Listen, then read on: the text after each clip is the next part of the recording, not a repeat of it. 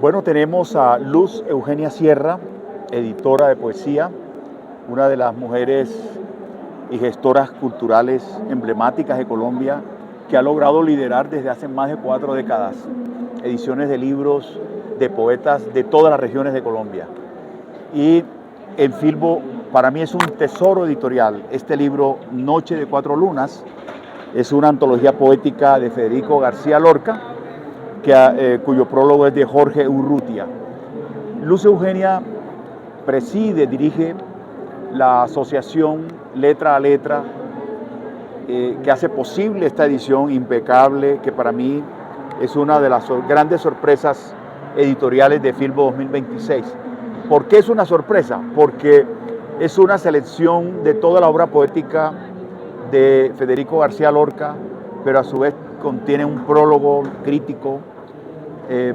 Hay una selección de poemas que no fueron incluidos en libros, y esto realmente es una sorpresa para conocer la vigencia de la poesía de Federico García Lorca. Es un honor estar contigo, Luz Eugenia. Gracias, Gustavo. Cuéntame un poco cómo lograste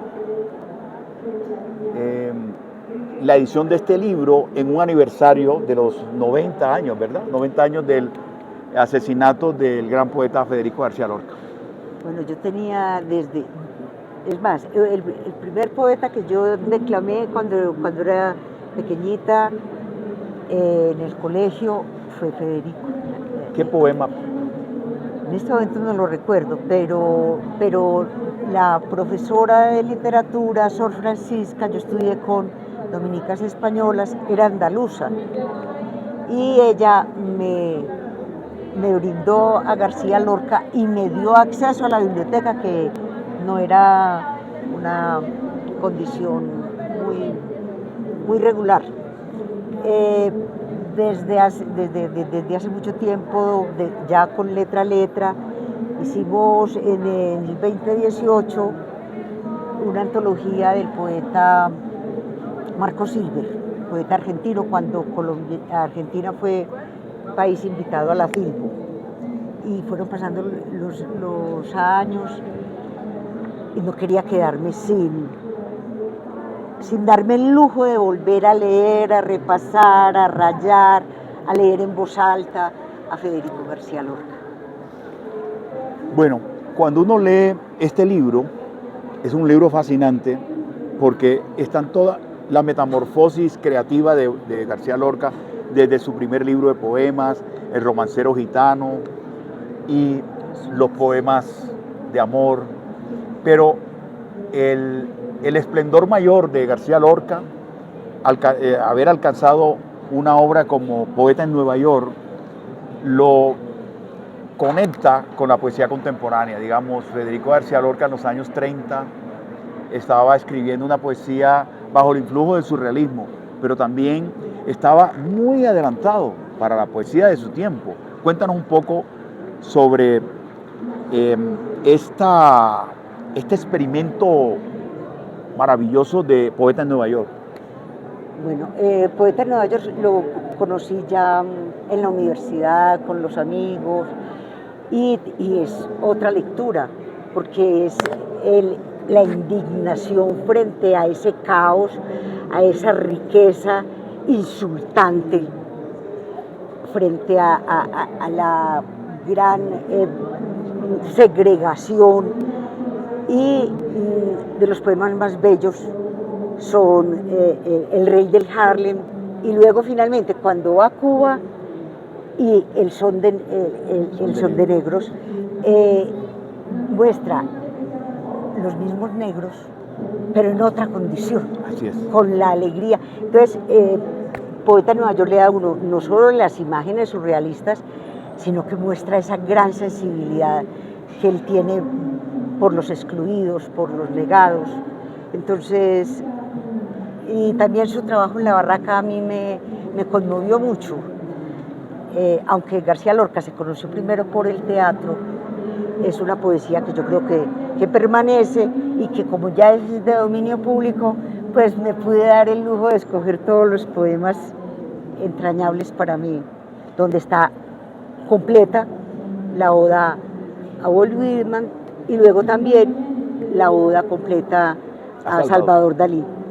Es curioso que él en el Romancero Gitano le canta a esa comunidad despreciada, ignorada, segregada, señalada, estigmatizada, perseguida en la Guerra Civil Española, y que luego va a Cuba y le canta a los negros de Cuba, luego va a Nueva York y le canta también a los negros de Harlem, a los también excluidos, a los judíos que vuelve a encontrar allá en Estados Unidos. Digamos que había una mirada desde Granada, desde su lugar natal y su periplo por el Caribe y luego a Estados Unidos, siempre la mirada conmovida frente a un mundo en donde el ser humano está pisoteado, está amenazado por la riqueza esa, digamos, deshumanizada. Que estamos padeciendo ahora. Sí, cuéntanos, este libro se presenta en Filbo, ¿y cómo va a ser la circulación de este libro en las librerías de Colombia, en las bibliotecas? Sí, la idea, ya empezamos un poquito tarde, pero ya a través de la ACLI llegará a los distintos rincones y, por ejemplo, la Librería Nacional, Fondo de Cultura, también lo tienen, y otras librerías como Gramata en Medellín, y en Tunja la librería, por ejemplo, Umbral, donde hicimos una presentación maravillosa con el profesor Jorge Urrutia. Bueno, ¿y cómo fue el contacto con Jorge Urrutia? ¿Cómo han reaccionado los lectores de España, de lengua Hispanoamérica? Este libro acaba de salir, pero este libro va a ser presentado en Madrid también, en España. Espero, sí, en el otoño, si logramos ajustar algunas piezas, vamos a estar más que en Madrid, en Andalucía. Luz Eugenia, eres editora de libros de poesía, publicaste, por ejemplo, la obra a Juan Manuel Roca, le has publicado a poetas de todo el país. Yo recuerdo cuando en 1985 llegaste al Caribe, a Cartagena, reuniendo a todos los poetas de la región para esa primera edición de Poetas en Abril, y luego seguiste vinculada con María Mercedes Carranza en la poesía Tiene la Palabra, trabajaste en la Casa Silva. ¿Cómo fue esa experiencia con María Mercedes Carranza? Yo creo que es la persona, todavía le tengo altarcito, porque es la persona que definiría con una sola palabra: coherencia. María Mercedes era de un talante ético, de una gran generosidad, y que no se guardaba absolutamente sus opiniones, pero una persona de una gran generosidad y absolutamente estricta. Eso es una cosa que a mí me sigue dando pauta. Sí. Quiero ver tu opinión sobre hacia dónde se encamina la poesía. Veo que la poesía le está narrando los dramas, los sufrimientos humanos y sociales. Se incorporan nuevas temáticas sobre enfermedades, sobre los cuidadores, las cuidadoras, sobre las desolaciones. Digamos que, ¿cómo ves ese lenguaje poético contemporáneo en Colombia y podemos pensar de pronto a nivel global, cómo se está dando? No, yo creo que la poesía ayuda a interpretar, a resolver la realidad inmediata. Ahora, el ritmo cada vez cambia.